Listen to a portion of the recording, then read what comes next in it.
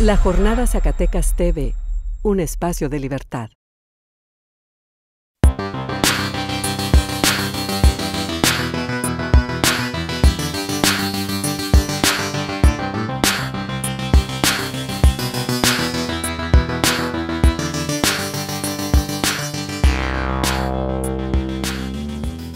Sean bienvenidas, amigos y amigos, a su programa Sinergia, este espacio de la Jornada Zacatecas TV para el análisis de la política, la cultura y la sociedad. En esta ocasión estaremos hablando del proceso electoral en curso, su inicio y su futuro.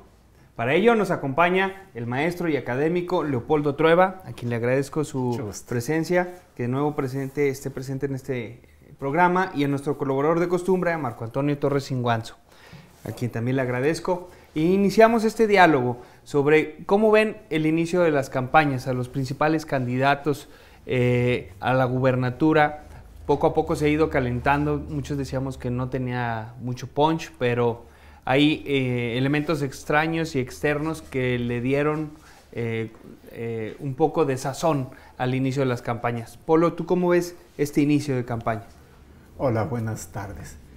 El inicio de las campañas electorales estuvo en términos muy tranquilo.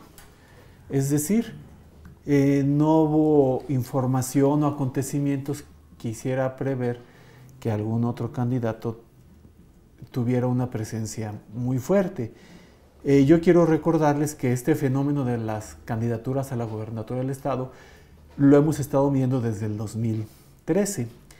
En esos escenarios que se estuvieron midiendo, entonces aparecía David Monreal en primer lugar, y en segundo lugar Tello, y en tercer lugar se lo disputaban a veces Pedro, a veces Rafael Flores.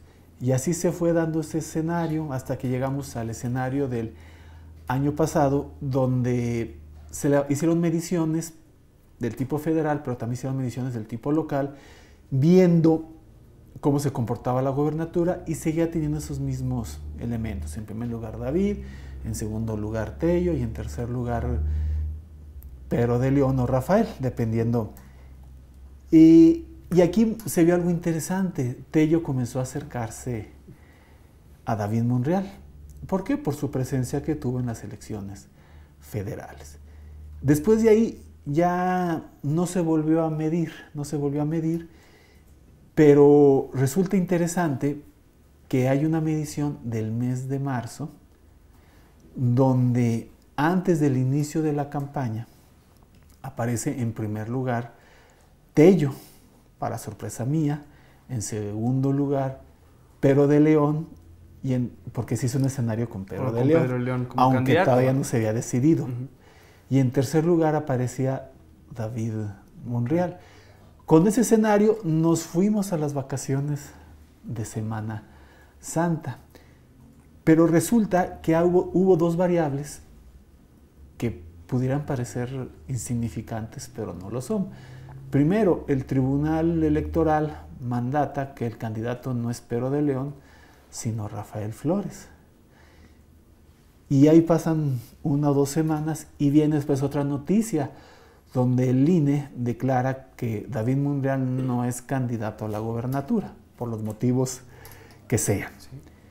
Entonces, bajo ese escenario, habría que ver cómo se comportan otra vez las tendencias a gobernador.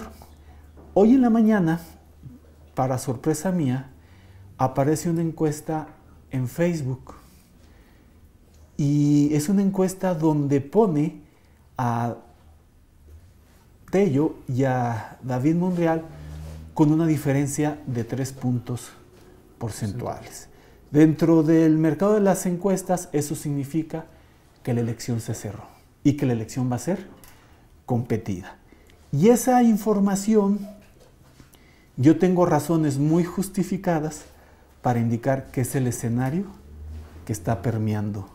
Que se está conformando ahora. Que está permeando ahorita. Porque las encuestas es una fotografía del momento político. Sí. Entonces, ¿qué se prevé? Un escenario de alta competencia electoral entre el PRI y, si le regresan la candidatura, entre Morena. El PAN-PRD perdió sus expectativas que tenía antes de que el tribunal dijera, no va Pedro, va Rafael. Las perdió. ¿Se desgastó o Rafael era un candidato que...? Rafael más bien era un candidato, por muchas encuestas que hicimos nosotros en el mes de enero y febrero, era un candidato más bien de región, no tenía presencia en todos los municipios.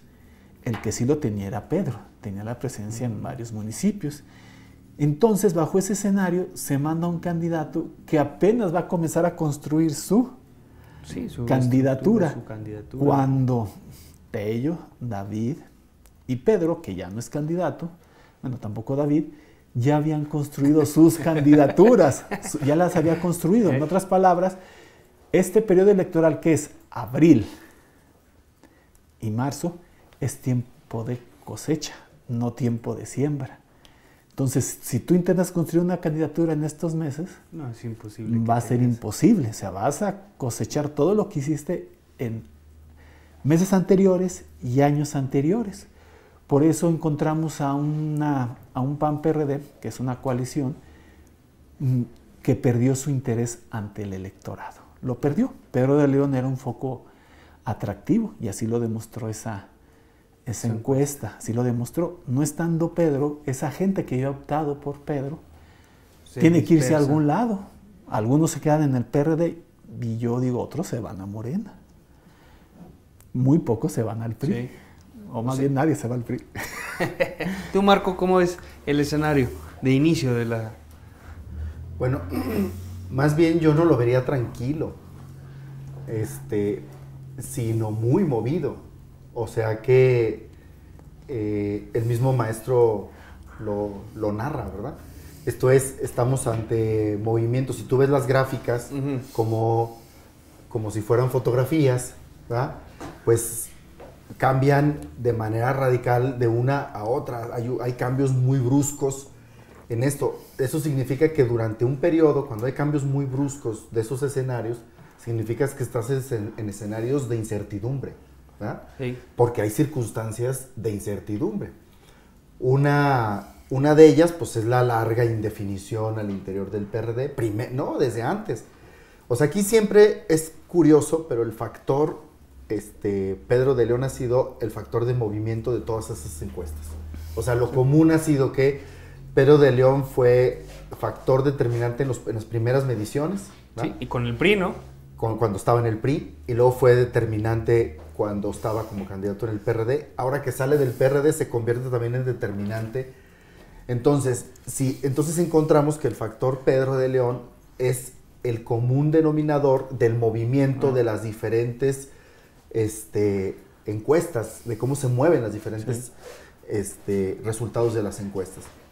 Eso significa que tenemos que poner atención, ahora que no es candidato, cuál va a ser su conducta, hacia dónde va a apuntar, porque también va a ser la clave en la definición de esta elección. Esta elección, en mucho, curiosamente, sin ser candidato, la va a estar definiendo Pedro de León.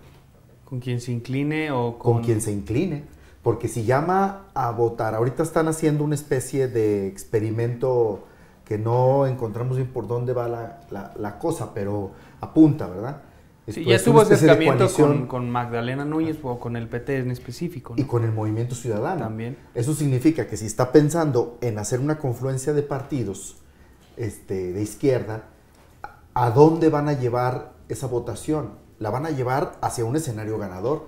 Y si en las encuestas el escenario es una encuesta de empate, prácticamente empate técnico entre Tello y David, es muy probable que vayan a reforzar a David. Es muy probable que Pedro no vaya al PRI, sino vaya a reforzar a David, de tal manera que su negociación se hace de alta calidad, porque entonces él va a poder poner las condiciones de ese triunfo. Lo que Andrés Manuel ha estado diciendo es que no quiere alianzas con otros partidos, porque quiere ver cómo se mueve su fuerza de aquí al 18. Aquí está de fondo en el cálculo de los estrategas está el tema del 18, ¿no? Eso es un elemento fundamental de cómo se están moviendo, ¿no?, los escenarios. De tal manera que aquí el registro de David, si se lo regresa el tribunal. Eso significa que al otro día que el tribunal le regrese el registro a David, David va a estar por encima, va a rebasar, al otro día va a rebasar a Tello. ¿Ah? O sea, el efecto que ha tenido este proceso de que le quitaron y de lo que viene ha sido intensísimo. ¿No? O sea, ya tendría efectos esta victimización, por así llamarla, porque si es una víctima pues de una medida desproporcionada, quizás, ya en la posición del electorado. Porque, bueno, platicando fuera de escenario, el escenario de polarización se veía más o menos como a principios de mayo, ¿no? Sí, pero no, se tuvo que postergar.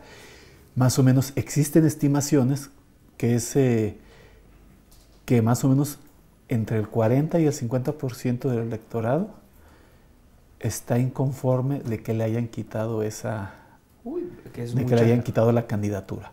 Eso es mucho, eso es mucho.